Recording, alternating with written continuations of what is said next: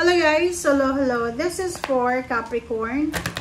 Capricorn, alamin natin kung anong messages, vibration, energy, gabay para sa inyong lahat. This is general reading. This is for the second half of October. Okay. Capricorn, 31. Meron ka bang mga physical health issue? Sa either family, sa kapamilya, or sa sarili mo? Kasi kung may mga health issues ka, sinasabi ng bara sa'yo na possible na makarecover ka na. Or may mga recovery, like kapamilya mo, nanay mo, kapatid, or kung sino man siya. Possible na makarecover na kayo. Okay? Or kung ano man siya ng mga issues sa health, possible na kayong makatagpo ng doktor na pwedeng makatulong sa inyo sa kung ano ang solusyon, parang ganun. Number 22, there's a balance, there's a parang sure na mangyayari sa 2 linggong ito. There's a parang assurance, nagagaling na sa sakit, and there's an assurance of new job, higher salary, promotion, or pwedeng kung ano man siya na assurance na pwedeng magdala sa'yo ng balance.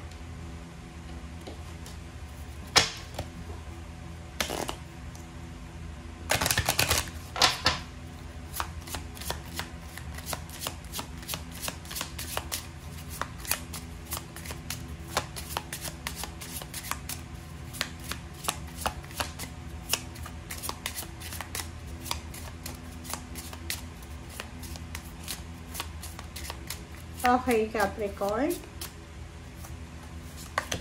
Okay, enlightenment.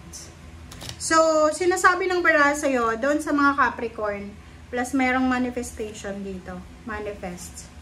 Kung ano man yan na manifestation mo na yan, kung ano man ang gusto mong mangyari sa buhay mo, marami kang pangarap, marami kang plano, siguro for the past few months, maybe 1 year na, 2 years, 4 years ago, na medyo madilim diba? Kasi pag hindi natin nakukuha kung anong gusto natin, madilim yan okay? Sobrang dilim yan kasi hindi ka sure, hindi ka sigurado.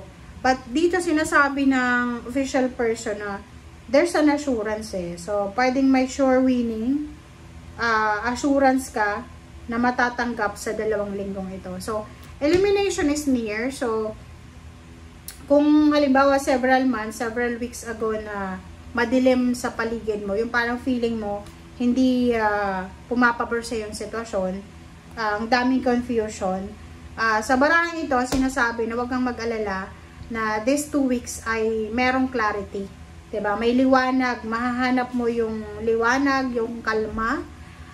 This is a period of enlightenment, illumination, and clarity. Maiintindihan mo kung bakit nangyari yon. Maiintindihan mo kung bakit nakaranas ka ng ganon. Parang marirealize mo, kaya pala nakaranas ako ng ganon kasi inihahanda ako ng Panginoon sa mas magandang blessing.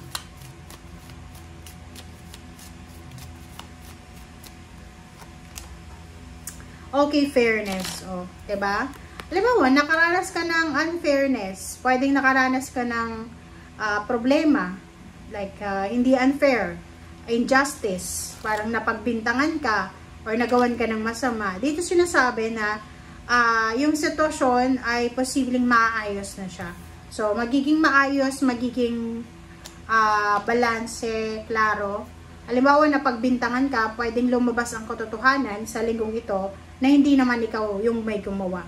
Or possible na kung marami kang pinagdaanan ng madilim na sitwasyon, sa 2 linggong itong susunod ay makikita mo na yung clarity. Alright? Klaro na siya. Bagaliwanag, may solusyon ka na. Solution and resolution.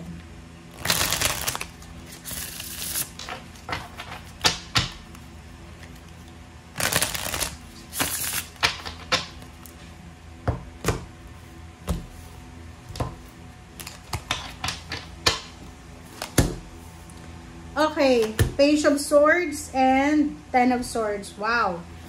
There's an incoming good news, Capricorn. Okay.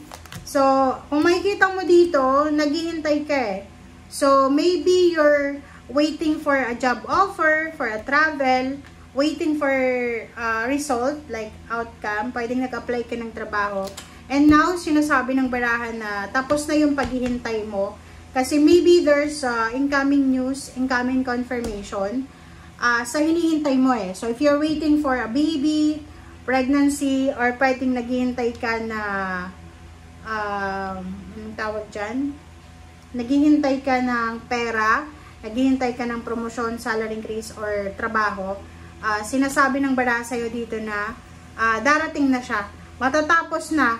Okay? There's an ending eh. Parang matatapos na yung paghihintay mo. Okay? On the way ka na, papunta doon sa clarity.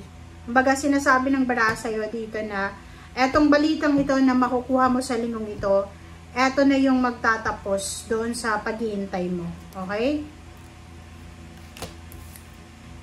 And marami siya na balita or pwedeng unexpected or expected na confirmation ang posibleng darating sa'yo. Okay, so 4 of Pentacles. So nakikita ko sa'yo dito, posibleng matanggap ka sa trabaho or pwedeng merong ina-applyan nyo na company na tatawag sa inyo sa linggong ito. Dito din, sa 4 of Pentacles, sinasabi ng barahan na may pagkakataon ka, may opportunity ka, may pagkakataon ka na makahawak ng malaking halagang pera na pwedeng maging tulong sa'yo para makapag-ipon ka ng pera. Nakikita din na, okay, so, Capricorn, so overall message para sa'yo, kung ano man itong hinihintay mo dito sa 3 of Wands, it's either healing, emotional, physical health healing, spiritual healing, or kung ano man yan na clarification, or kung ano man yan na clarity or illumination, liwanag na hinihintay mo, sinasabi ng baraha or justice, possible na dumating na siya sa'yo. Pwede yung iba na marami kang plano para mag-ipon ng pera, ay masimulan nyo na siya, maybe by the end of the year or first month of 2026. Meron ditong 4 of Wands, there's a success coming, there's a family celebrations coming, maybe there's an announcement of birth, baby, pregnancy, or new success na paparating sa inyo. Page of Swords and then 4 of Wands, sinasabi ng baraha sa'yo na if meron kayong mga hindi magandang pagkakunawaan or may mga away, gulo sa pamilya, sa loob ng trabaho na kinikonsider mong family talaga, possible na matapos na siya by the end of the year.